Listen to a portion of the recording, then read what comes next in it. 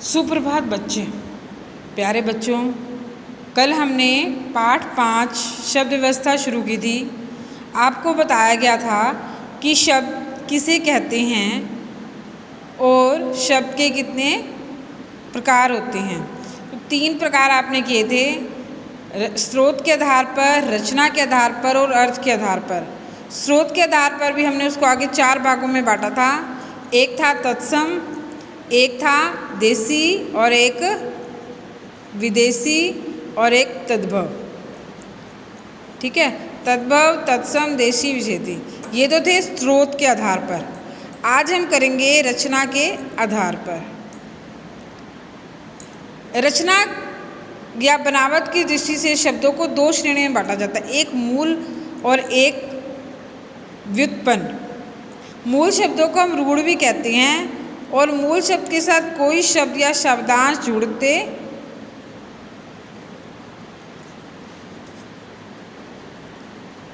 जुड़ने में व्युत्पन्न शब्द बढ़ते हैं कि अगर मूल शब्द के साथ कोई शब्दांश या शब्द जुड़ जाए तो व्युत्पन्न शब्द बन जाते हैं। इसके 2 प्रकार होते हैं, एक यौगिक और एक योग रूढ़। देखो ये आपको बना रखा है, 2 भाग है, एक मूल और एक रूढ़ और एक व्युत्पन्न यौगिक और एक योग रूढ़।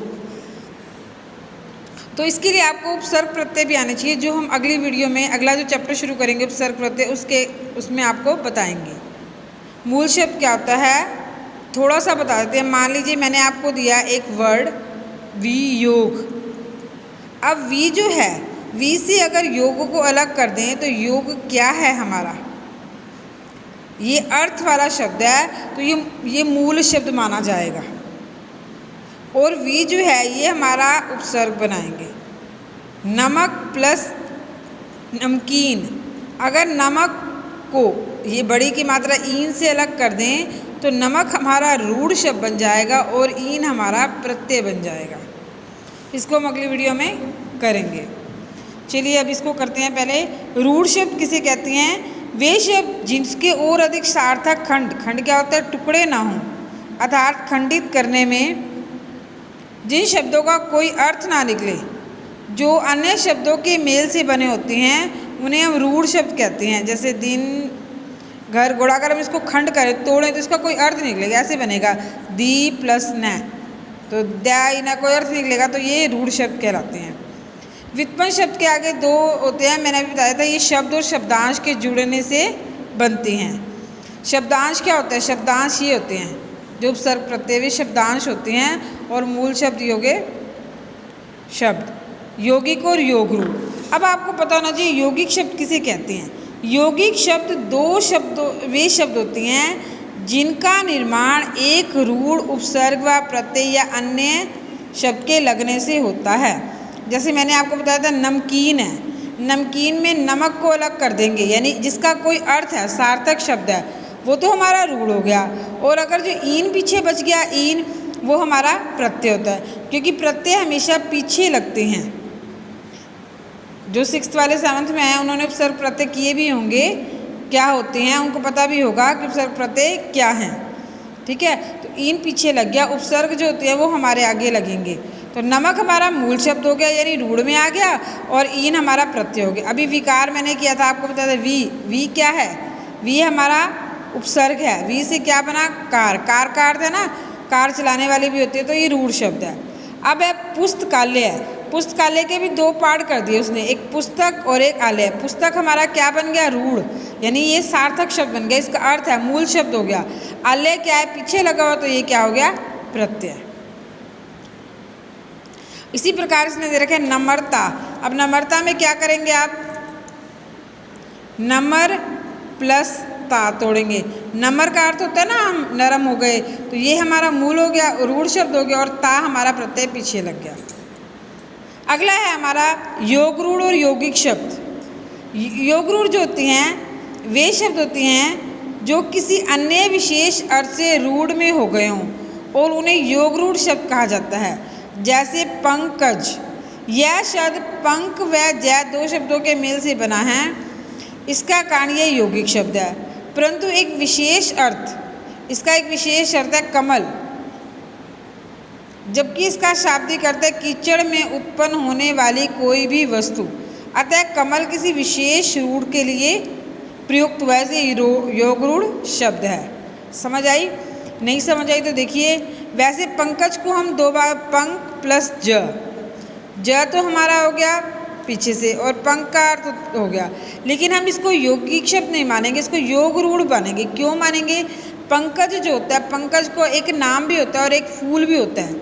ऐसा फूल जो कमल में कीचड़ में खिलता है, यानी कीचड़ में कोई भी वस्तु खिलने वाली जो होती है वो क्या कहलाती है? वो योग रूढ़ कहलाती है। जो किसी अन्य अर्थ को, विशेष अर्थ को प्रकट करती है वो योग रूढ़ होती है। जैसे चारपाई, नीरज, नीरस। इसी प्रकार समास में इन यौगिकों, ये समास हम बाद में करेंगे। अब इसी प्रकार इसने एग्जाम्पल दे रखा है, एक पीताम्बर है। पीताम्बर है ये योग रूढ़ शब्द हो गए।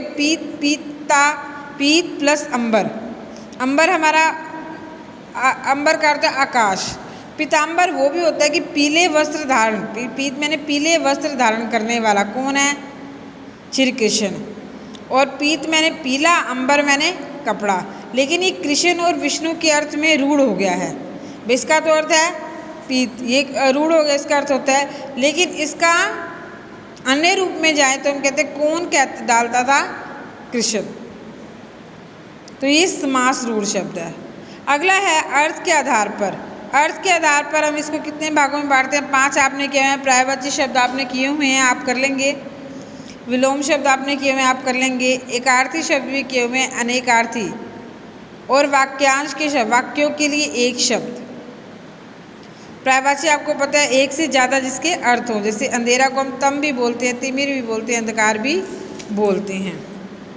ठीक है। विलोम शब्द आपको पता है, शुभ अशुभ, पूर्ण अपूर्ण, सूर असुर, न्याय अन्याय, विवेक अविवेक।